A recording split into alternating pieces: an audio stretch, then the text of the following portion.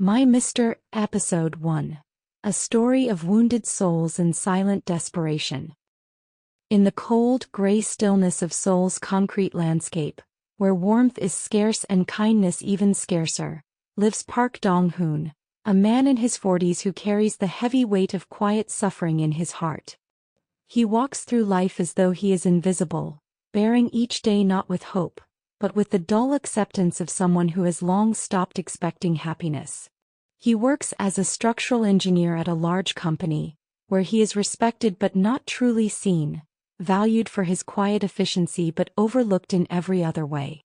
His face rarely betrays emotion, but behind his calm, there's a deep, unspoken loneliness, a man who has grown used to pain but not immune to it. Dong-hoon shares a cramped, aging home with his two older brothers, both struggling in their own right. One a former film director whose dreams collapsed under the weight of failure, and the other, a jobless man clinging to faded hopes. Together they drink cheap soju and laugh half-heartedly, masking their disappointments with forced cheer. Dong-hoon never complains. He takes care of them, supports them and stays silent, always silent even as his own world quietly falls apart. Unbeknownst to him, the woman he calls his wife is in love with someone else. And not just anyone but Do Junyoung, a younger, arrogant executive at Dong-hoon's company, his boss. She meets him in secret, coldly betraying the man who has done nothing wrong but age unremarkably and love too gently. And then in a different part of the city, there's Lee Jian, a young woman in her 20s who has already endured more suffering than most people face in a lifetime. Her eyes are hollow, her expression hard, like someone who has forgotten what it means to be safe.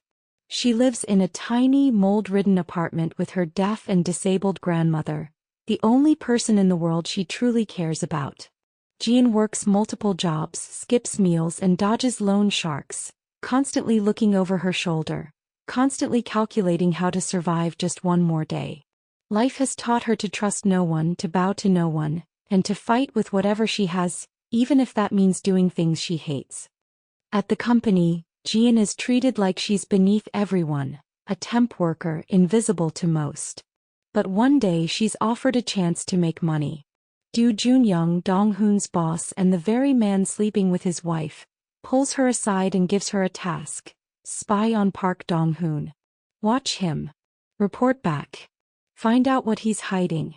Jian doesn't care about right or wrong, she needs money. She accepts. Soon after, she intercepts a bribe meant for Dong-hoon and watches, with cold detachment at first, how he reacts. But to her surprise, Dong-hoon doesn't take the bribe. He returns it quietly, discreetly, without making a show. Not out of fear but out of principle. He doesn't curse or boast or explain. He just does what's right and then sits in silence like he's used to being good and getting nothing for it. And in that quiet moment, something in Jian begins to shift. She sees in him something she hasn't seen in a long time, perhaps never. A man who is kind not because it benefits him, but because it's the only way he knows how to exist.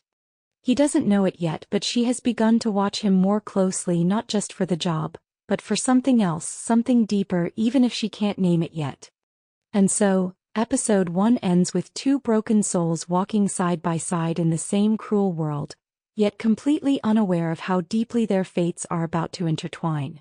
One a man drowning quietly in betrayal and exhaustion.